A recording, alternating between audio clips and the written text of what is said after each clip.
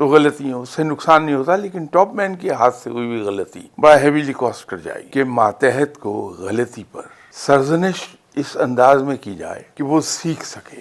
انسان کو یہ سمجھنا چاہیے کہ خود میرے اندر کمی ہے، میں معاملات کو پوری طرح سے فالو اپ نہیں کر پا رہا۔ تو یہ فالو اپ جو ہے، اگر اوپر بیٹھا ہوا بندہ خود ایفیشینٹ ہے تو نیچے والے خود بخود ٹرین ہوتے چلے جاتے ہیں، پھر وہ عادی ہو جاتے ہیں کام کو وقت پر کرنے کے۔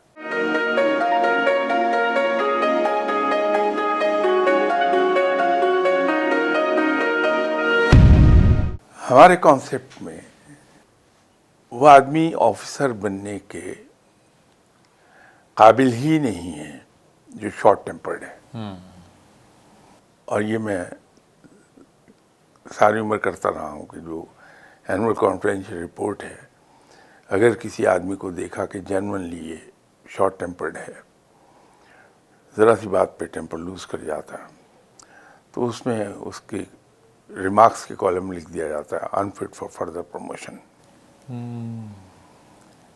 بنیادی چیز یہ ہے کہ افسر کا کیا کام ہے کہ ٹیمپر لوز کر جائے؟ بدترین سچویشن میں بھی بڑا کام اینڈ کمپوزڈ نظر آئے گا افسر آپ کو۔ غلطیاں سب سے ہوتی ہیں۔ میں تو اکثر بیشتر جو لوگ ٹیمپر لوز کرتے ہیں کہ صاحب وہ میرے ماتحت نے یہ غلطی کی تھی، تو بیٹھ جائیے آپ آرام سے، تو یہ بتائیے چائے پئیں گے، کافی پئیں گے؟ تو پھر اس سے ایک بات کہتا ہوں کہ آپ آئی اپریشیٹ کہ آپ نے اتنا سیریس نوٹس لیا اپنے ماتحت کی غلطی کا۔ یہ جو اتنی بڑی آپ سزا دے رہے ہیں اس کو، جب آپ اس لیول پر تھے تو ڈونٹ یو تھنک کہ آپ سے غلطیاں ہوتی رہی ہیں؟ تو آپ کے باس نے آپ کے ساتھ کیا یہی سلوک کیا تھا؟ تو آپ یاد کر لیجئے کہ اس کے لیول پر جب تھے تو آپ سے بھی ایسی غلطیاں ہوتی تھیں۔ تو ایک تو یہ کہ آپ کے سینئر نے آپ کے ساتھ کیا سلوک کیا، دوسرا آپ کیا توقع رکھتے تھے کہ آپ کے غلطی کے جواب میں آپ سے کیا سلوک ہوگا۔ معاملہ وہاں ٹھنڈا ہو جاتا ہے۔ غلطیاں سب سے ہوتی ہیں، خود جو ٹاپ پر بیٹھا ہوا باس ہے اس سے بھی غلطیاں ہوتی ہیں، اور اس کی ایک غلطی ادارے کو بہت ہیویلی کاسٹ کرتی ہے۔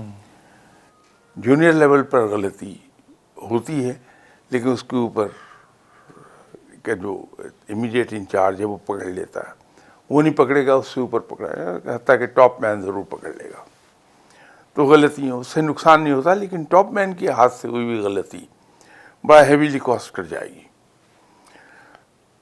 تو پہلی بات تو یہ ہے کہ ماتحت کو غلطی پر سرزنش اس انداز میں کی جائے کہ وہ سیکھ سکے۔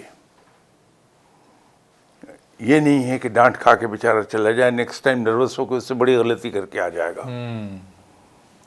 ایک بات تو اس میں یہ ہے۔ دوسرا، سبارڈینیٹ اس حد تک اس وقت جاتا ہے کہ میں ریزائن کر دوں گا جب ہم سرزنش اس کی نہیں کرتے، اس کو انسلٹ کر رہے ہوتے ہیں ہم، جس کا ہمیں پتہ نہیں چلتا کہ غصے میں اس کو ڈانٹنے کی حد کراس کر کے اس کو انسلٹ کرنے کی حد میں داخل ہو گیا ہوں۔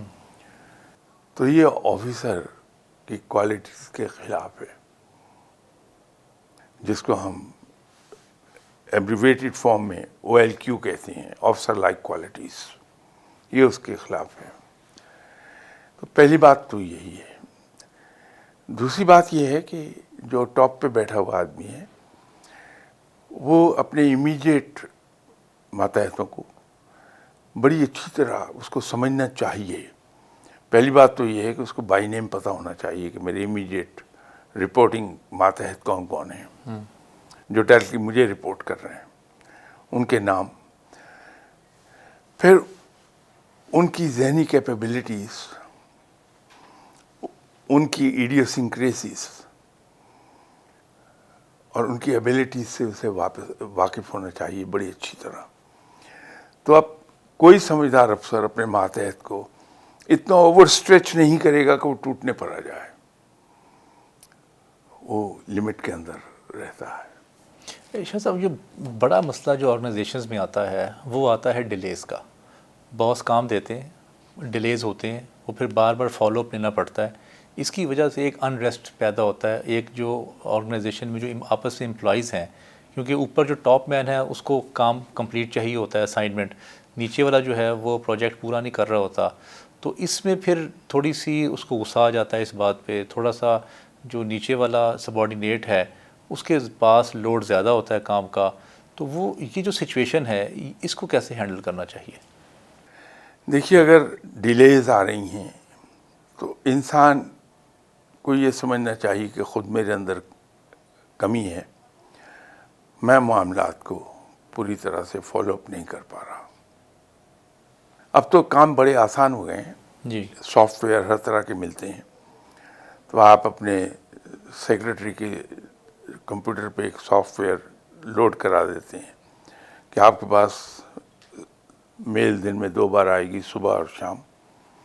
آپ نے کنسرنڈ افسروں کو لیٹر مارک کیے فار ایکشن، اس پہ ایڈوائز کیا بھائی ایکشن لے لیں اس پہ.